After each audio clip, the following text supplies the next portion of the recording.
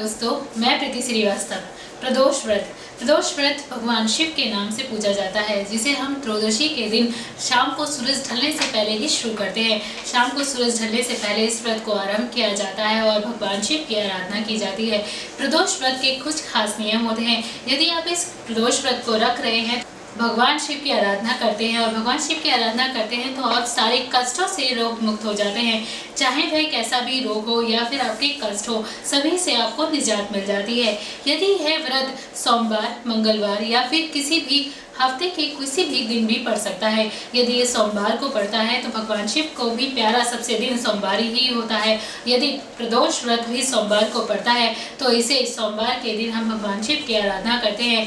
यदि प्रदोष व्रत आपका मंगलवार को पड़ता है तो इसे हम गौर पूजा कहते हैं या फिर मंगल प्रदोष व्रत भी कहते हैं, जिस दिन हम गौरी माँ की भी पूजा करते हैं या फिर गौरी माँ की आराधना करते हैं। यदि ये व्रत शनिवार के दिन पड़ता है तो इसे हम शनि प्रदोष व्रत भी कहा जाता है। यदि हम अपने घर में सुख शांति और अपने घर में सारे कष्टों की मुक्ति चाहते हैं तो हम इस प्रदोष व्रत को रख सकते हैं। प्रदोष व्रत त्रयोदशी के दिन ही आरंभ किया जाता है, लेकिन प्रदोष व्रत कोई भी रख सकता है, चाहे वह लड़का हो, लड़की हो या महिला हो या फिर पुरुष हो। वह अपनी मनोकामना की पूर्ति करने के लिए इस प्रदोष व्रत को करते हैं।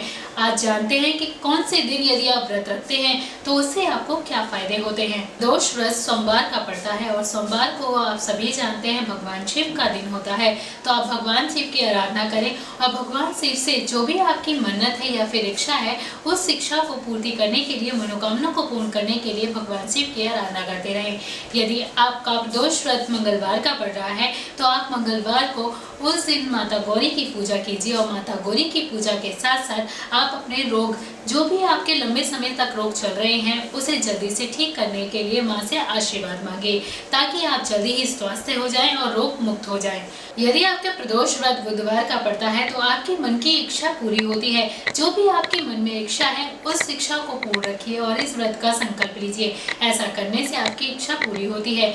नंबर 4, यदि आपका व्रत प्रदोष व्रत गुरुवार का पड़ता है तो आपके जितने भी शत्रु हैं उनके नामों लिख लीजिए या फिर नाम उनके ले लीजिए। ऐसा करने से प्रदोष व्रत रखते हैं तो उनका नाश होता है, यानी कि शत्रुओं का नाश होता है। ये प्रदोष व्रत आपका शुक्रवार को मिलता है, शुक्रवार को पड़ता है तो वह आपको कामयाबी दिलाने के लिए सबसे आसान है। आप किसी चीज़ की तैयारी कर रहे हैं और तैयारी करने के बाद भी आपको कोई नतीजा नहीं मिल रहा है तो आप प्रदोष व्रत शुक्रवार को कीजिए, उसमें आपको जल्दी ही कामयाबी मिल जाएगी। यदि प्रदोष व्रत शनिवार का पड़ता है तो आप शनिवार को, यदि आपके पास पुत्र नहीं है और आप चाहते हैं कि आपको जल्दी ही पुत्र की प्राप्ति हो जाए, तो आप प्रदोष व्रत शनिवार को कर सकते हैं। ऐसा करने से आपको जल्दी ही पुत्र की प्राप्ति होगी। यदि आप प्रदोष व्रत रविवार का पड़ रहा है तो यदि आप प्रदोष व्रत रख रहे हैं तो रविवार के दिन आपके जो भी रोग हैं वह जल्दी ही आप निरोग हो जाएंगे, आपको कोई भी बीमारी नहीं सताएगी। इस व्रत को किस तरह से करें? आप त्रयोदशी के दिन सुबह जल्दी उठें। सुबह जल्दी उठने के बाद स्नान करें सूरज के उगने से पहले, और त्रयोदशी के व्रत को स्नान करने के बाद उस पर आप वस्त्र सफ़ेद कलर के पहने। सफ़ेद कलर के वस्त्र पहनने के बाद भगवान शिव की ही आराधना करें। भगवान शिव की आराधना करते जाएं और भगवान शिव पर जो भी आपको अर्पित करना है वह सभी सामग्री अपने सामने रखिए। भगवान शिव का अध्ययन करते हुए उनके ऊपर अर्पित करते जाइए और भगवान का मंत्र जपते जाइए। भगवान का मंत्र सिंपल है, ओम नमः शिवाय का जप करते जाइए जब तक आपकी पूजा समापन नहीं हो जाती। प्रदोष व्रत वह लोग करते हैं जिनको अकाल मृत्यु होती है, वह भी अकाल मृत्यु से दूर हो जाते हैं।